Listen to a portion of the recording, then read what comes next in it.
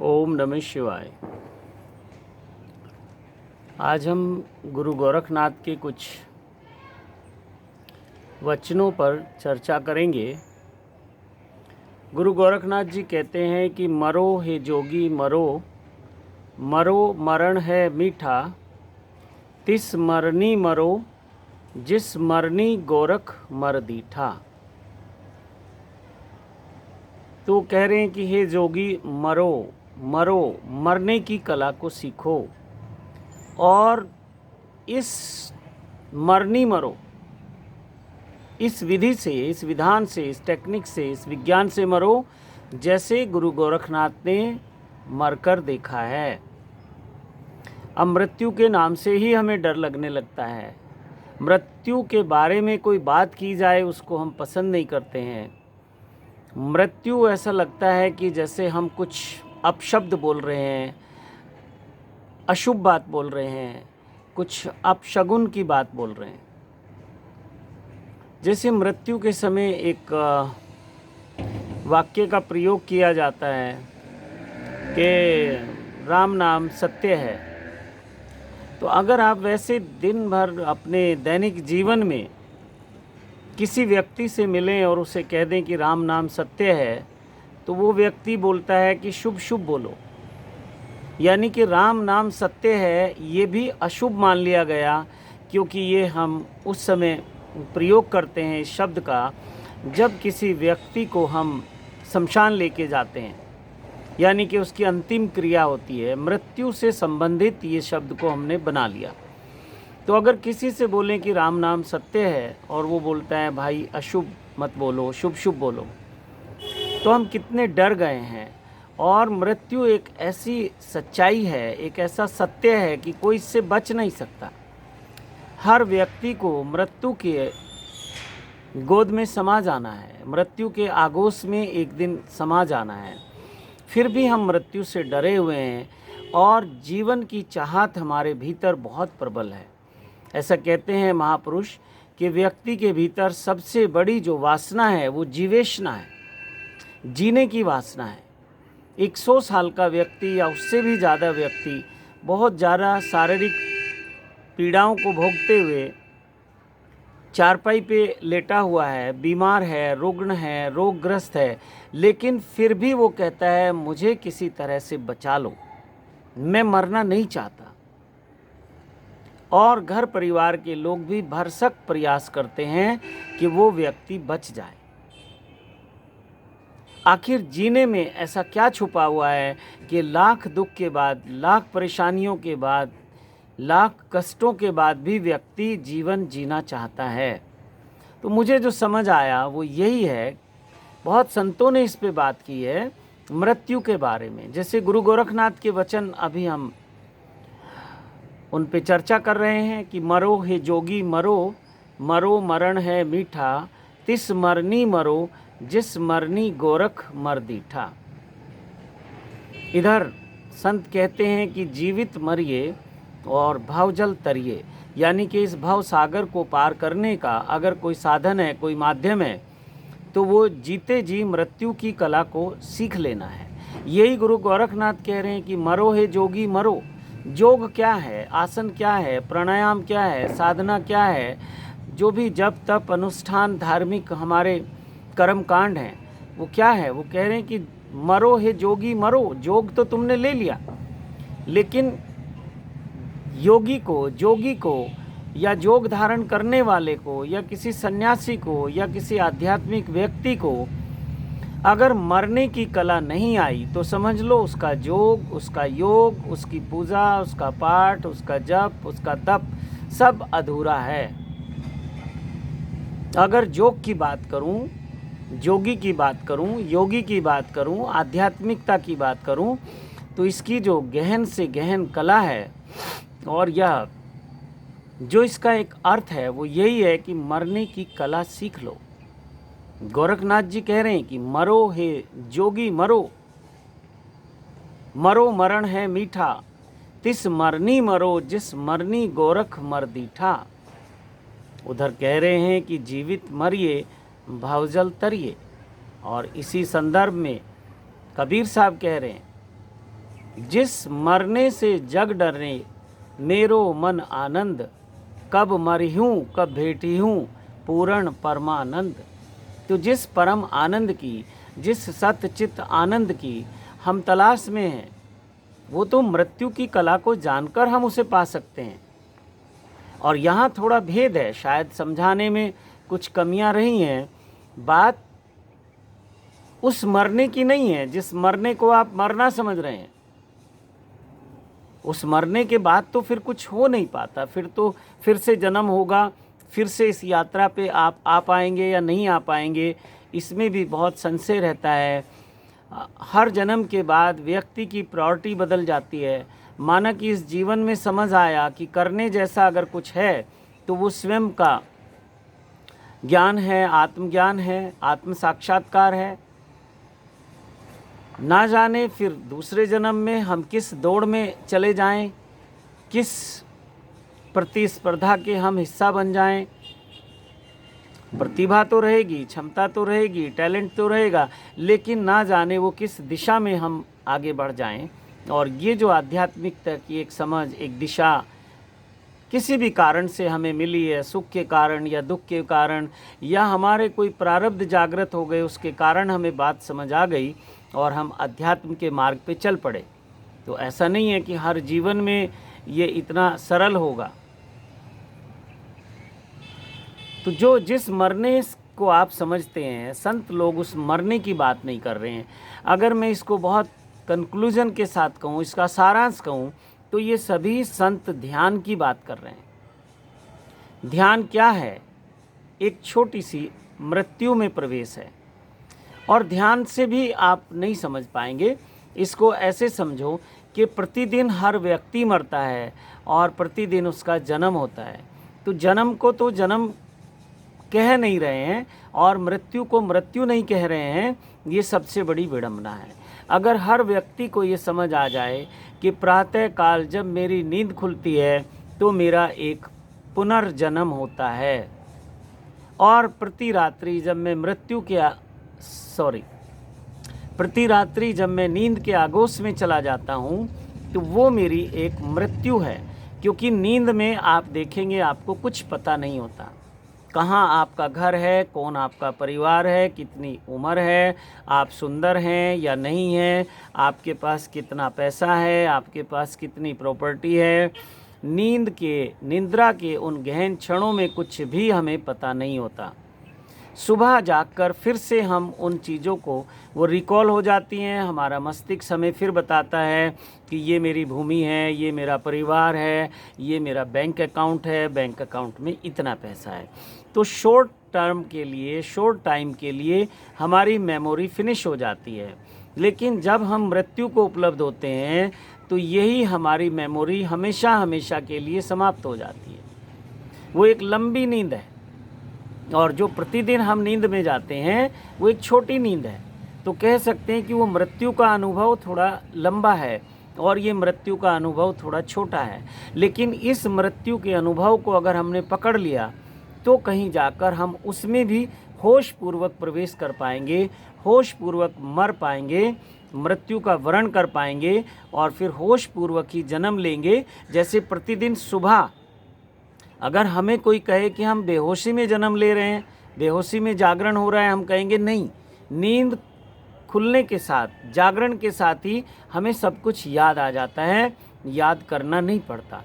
तो ऐसी वो जो लंबी मृत्यु है जिसमें शरीर समाप्त हो जाता है और मन का भी लगभग 99% जो हिस्सा है वो समाप्त हो जाता है, चेतन मन का।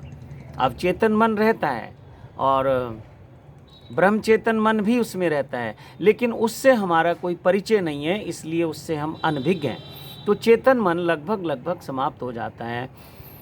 तो उसके बाद अगर हम होश पूर्वक, जैसे हम होश पूर्वक निद्रा में जाएंगे, ऐसे ही होश पूर्वक हम उस चिर निद्रा में जाएंगे जो एक बहुत लंबी निद्रा है जिसमें शरीर समाप्त हो जाता है, मन समाप्त हो जाता है। लेकिन अगर होश के साथ गए तो फिर जन्म होश के साथ होगा।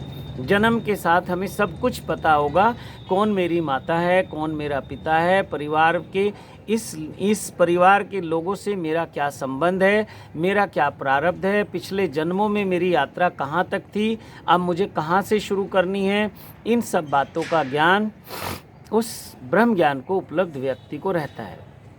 तो अगर बहुत संक्षेप में देखें तो ये ध्यान की बात है। जिस मरने को संत कह रहे हैं कि मरो हे जोगी मरो, मरो मरण है मीठा, तिस मरनी मरो जिस मरनी गोरख मर दीठा। तो ये ध्यान की बात है। ध्यान में एक समय ऐसा आता है कि ना वहाँ हमारा मन होता और ना हमारा शरीर होता और ना ही हमारी जो बाहर की भौतिक संपदा है वो होती और ना ही हमें और सब चीज़ों का ज्ञान होता है जो कि हमें चेतन रहते हुए होता है। उस समय केवल हमें अपनी चेतना का बोध होता है कि मैं हूँ, बस मैं क्या हूँ, मैं कौन हूँ, ये सब कुछ नहीं पता होता। और उसी को संतों ने कहा है, उस चेतना के बोध को ही हमारा आत्म स्वरूप कहा गया है। जब कुछ नहीं बचता तो भी आत्म स्वरूप का हमें अनुभव होता है, आत्म अनुभव हमें होता है। लेकिन जैसे ही फिर उस अनुभव में कोई विचार आ जाता है तो वहाँ मन प्रकट हो जाता है और जैसे ही शरीर का कुछ आभास होने लगता है तो वहाँ शरीर फिर से आ जाता है। तो ये अभ्यास की बात है और वो अभ्यास ही साधना है, साधना ही वो अभ्यास है। मरो हे जोगी मरो, मरो मरण है मीठा, यानी कि प्रतिदिन उस मरने की प्रक्रिया को अभ्यास करते जाओ, उसमें निपुण हो जाओ। मरो हे जोगी मरो, मरो मरण है मीठा, तिस मरनी मरो जिस मरनी गोरख मर दीठा। गुरु गोरखनाथ को शिव अवतार कहा जाता है। और आप कहेंगे कि कितने शिव अवतार हैं। मैं कहता हूँ कि हम सबके भीतर शिव विराजमान हैं, लेकिन वो सुप्त अवस्था में है। जिस दिन हम उसका अनुभव कर लेते हैं वो चेतन हमारे भीतर उपलब्ध हो जाते हैं और हम भी शिव अवतार हो जाते हैं। शिव अवतार का मतलब है उस शिव चेतना को, विश्व चेतना को, आत्म चेतना को, परम चेतना को अनुभव करना, उसको जागृत करना। और वो बिना अभ्यास के, बिना परिश्रम के, बिना जप तप अनुष्ठान ध्यान साधना के वो अनुभव नहीं होता। तो कुल मिला के जो भी संतों के वचन हैं वो कह रहे हैं कि जीवित मरिए भवजल तरिए। एक बार उस मृत्यु के अनुभव को जान लिया, उस ध्यान के अनुभव को जान लिया, तो फिर ये संसार हमें पीड़ादायक नहीं लगता। इस संसार में फिर सब कुछ हमें पता है कि एक जैसे बच्चों के खेल खिलौने होते हैं वैसा ही वो खेल है। कोई खिलौना टूट जाता है, कोई खिलौना फिर से हम जोड़ लेते हैं, उसको बना लेते हैं। कुछ खिलौने हम इकट्ठे कर लेते हैं, कुछ खिलौने हमसे छूट जाते हैं। ये बात समझ आ जाती है। फिर संत कहते हैं कि कबीर साहब का बड़ा प्यारा वचन है कि जिस मरने से जग डरे, जिस मृत्यु से ये पूरा संसार डरता है, मेरो मन आनंद, यानी कि मेरा मन उसकी कल्पना से, उसके बारे में सोचकर ही बहुत प्रफुल्लित हो जाता है, प्रसन्न हो जाता है, आनंद से भर जाता है। तो जिस मरने से जग डरे, मेरो मन आनंद, कब मरी हूँ कब भेटी हूँ पूर्ण परमानंद। वो कहते हैं कि कब मैं ऐसी मृत्यु का वर्ण करूँ, कब ऐसी मृत्यु मुझे उपलब्ध होगी और मैं उस पूर्ण परमानंद से भेंट कर पाऊँगा, उससे मिल पाऊँगा। तो ये बात सत्य है। ये जो हमारा प्रतिदिन का ध्यान का अभ्यास है या निद्रा का अभ्यास, बेहोशी की मृत्यु है, जो कि 99.9% लोग मृत्यु के समय बेहोश हो जाते हैं और उस मृत्यु का अनुभव भी बेहोशी में ही होता है, पता ही नहीं चलता। एक अभ्यास है ध्यान के द्वारा प्रतिदिन हम मरने का अभ्यास करते हैं। हम जो भी हमारा बाहर का संसार है उसके पार चले जाते हैं और जो हमारी आंतरिक संपदा है, जो हमारा होना है, उसका अनुभव करते हैं। उसी को वो कह रहे हैं कि वो जो पूर्ण परमानंद है वो उस मृत्यु में घटित होता है अगर कोई होश पूर्वक उसमें जाता है। तो सभी संतों ने बात की है। जैसे भगवान श्री रजनीश ओशो ने कहा है कि मैं मृत्यु सिखाता हूँ। उनकी जो पूरी वो प्रवचन श्रृंखला है, पुस्तक रूप में भी है, उसमें मृत्यु की जो कला है, मृत्यु को कैसे उपलब्ध होना है, कैसे हम उस मृत्यु के अनुभव को प्राप्त कर सकते हैं, उसकी चर्चा है, उसकी ध्यान विधियां हैं। तो ये सब हम ध्यान के द्वारा पा सकते हैं उस मृत्यु की कला को, और ये उस मृत्यु की बात नहीं कर रही। और अगर कोई व्यक्ति उस मृत्यु को उपलब्ध हो जाता है बिना ध्यान के, बिना समाधि के, बिना आत्मजागरण के, तो फिर उस व्यक्ति का दुर्भाग्य ही कहा जाता है कि पूरा जीवन उसने बहुत परिश्रम किया, बहुत मेहनत की, लेकिन जो असली बात थी उससे चूक गए। और असली बात यही है कि मृत्यु के समय हम होशपूर्वक रह सकें। और कबीर साहब कहते हैं कि हेरत हेरत हे सखी, रहा कबीर हेराई, बूंद समानी समुद्र में, सोकत हेरत जाई। तो कहते हैं कि पूरे जीवन में हेरता रहा, खोजता रहा, और अब जब बूंद जो है समुद्र में समा गई है तो अब मैं उसको कैसे खोज सकता हूँ। तो कोई सोचे कि मैं मृत्यु के बाद आके अपना अनुभव बताऊँगा, नहीं, वो मुश्किल है थोड़ा। हाँ, कुछ ऐसे महापुरुष जन्म लेते हैं जो हमें जन्म के साथ उस यात्रा की तरफ प्रेरित करने लगते हैं, उनसे हम इंस्पायर होने लगते हैं, और उनकी वाणी, उनके उपदेश, उनकी जीवन शैली हमें बहुत बहुत प्यास से भर देती है। जैसे भगवान श्री रजनीश हैं, संत कबीर हैं, भगवान बुद्ध हैं, भगवान महावीर हैं, और बहुत बहुत संत हैं, सबके नाम लेने संभव नहीं है। भगवान श्री कृष्ण हैं, भगवान श्री राम हैं, ऐसे बहुत सारे महापुरुष, महाअवतार हैं कि उनकी जीवन लीला बचपन से ही कुछ अलग हो जाती है। साधारण जो बच्चे होते हैं या मनुष्य होते हैं उनसे अलग उनका कुछ जीवन होता है, और वो जीवन एक दर्शन बन जाता है। लोग उससे बहुत बहुत तरह से लाभ ले पाते हैं, बहुत बहुत तरह से मोटिवेट हो पाते हैं, इंस्पायर हो पाते हैं। तो ये जो आज का हमारा वचन था कि मरो हे जोगी मरो, मरो मरण है मीठा, तिस मरनी मरो जिस मरनी गोरख मर दीठा। तो इस पे थोड़ा सा चिंतन करें, संत क्या कहना चाहते हैं, गुरु गोरखनाथ क्या कहना चाहते हैं, और हम कैसे अपने जीवन में इस मृत्यु को धारण करने की, इस मृत्यु का एक मृत्यु को आत्मसंग्रहित करने की कला की तरफ कैसे बढ़ सकते हैं। निश्चित ही कोई गुरु चाहिए, निश्चित ही कोई ऐसा अनुभवी व्यक्ति चाहिए जो हमें इस यात्रा पे ले जाए। जीवन हम सब जीना चाहते हैं, लेकिन मृत्यु हम नहीं चाहते। तो जो मृत्यु नहीं चाहेगा उसको जीवन भी नहीं मिलेगा, और जो जीवन नहीं चाहेगा उसको मृत्यु भी नहीं मिलेगी। तो ये दोनों जो है सम हैं, दोनों के प्रति एक संतुलित भाव से जीवन को जीना है। हमें रोज़ रोज़ उस जीवन के, उस जन्म के अनुभव को भी प्राप्त करते जाना है, और हमें रोज़ रोज़ उस मृत्यु के अनुभव से भी गुजरते जाना है, उसके अनुभव को भी प्राप्त करते जाना है। ऐसी हमारी जीवन शैली होनी चाहिए, ऐसा हमारा जीवन का जीने का एक तरीका होना चाहिए। और हम जिस दिन उस मृत्यु को उपलब्ध होंगे तो किसी से पूछने नहीं जाना पड़ेगा कि मेरे को वो कला आ गई या नहीं आ गई। ये हम प्रतिदिन खुद अपने आप में जानते रहेंगे, और उस कला में निपुण होते चले जाएंगे, पारंगत होते चले जाएंगे।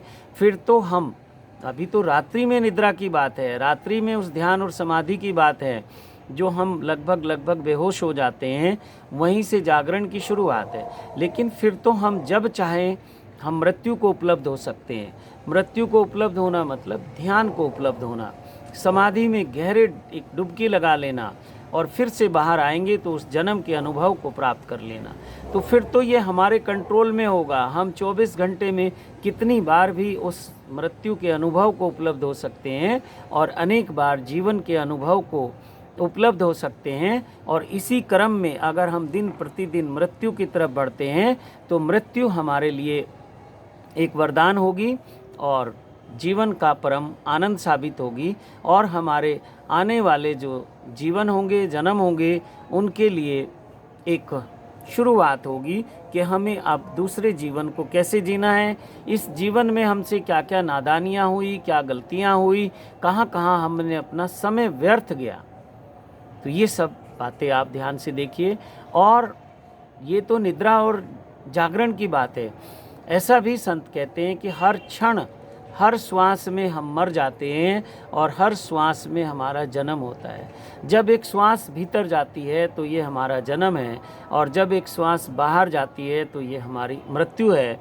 और क्षण क्षण करके, बहुत पता नहीं चलेगा, लेकिन एक एक कदम करके हम मृत्यु की तरफ आगे बढ़ रहे हैं।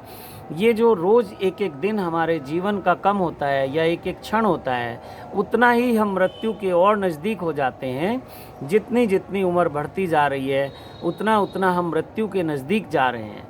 और ये जो हम जन्मदिन का सेलिब्रेशन करते हैं, जन्मदिन का उत्साह मनाते हैं, अगर बहुत बारीकी से थोड़ा सोचोगे, चिंतन करोगे, तो हम ये मृत्यु का ही उत्साह मना रहे हैं, मृत्यु का ही उत्सव मना रहे हैं। क्योंकि मृत्यु हमारी और नज़दीक आ रही है, लेकिन हमारी जो ज्ञान है, समझ है, धारणा है, वो उल्टी है। हम पीछे तरफ जा रहे हैं, पास्ट में, कि इतने साल पहले हमारा जन्म हुआ था, क्योंकि भविष्य हम जानते नहीं कि मृत्यु कब होनी है। लेकिन जाने अनजाने हम भविष्य की तरफ बढ़ रहे हैं कि अब मेरे जीवन के इतने वर्ष पूरे हुए, ये मेरा जन्मदिन है।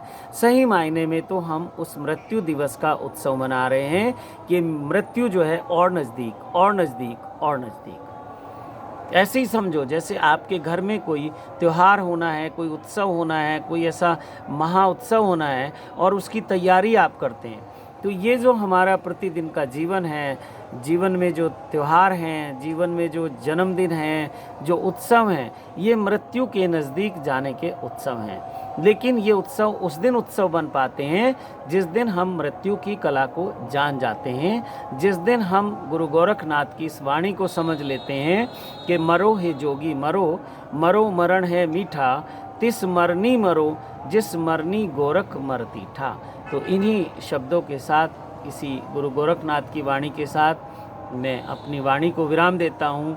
फिर कुछ नई चर्चा के साथ आपके साथ उपलब्ध हो जाऊँगा। इन्हीं शब्दों के साथ आप सबको कोटि कोटि प्रणाम करता हूँ। ओम नमः शिवाय, ओम नमः शिवाय, ओम नमः शिवाय। जय माता दी।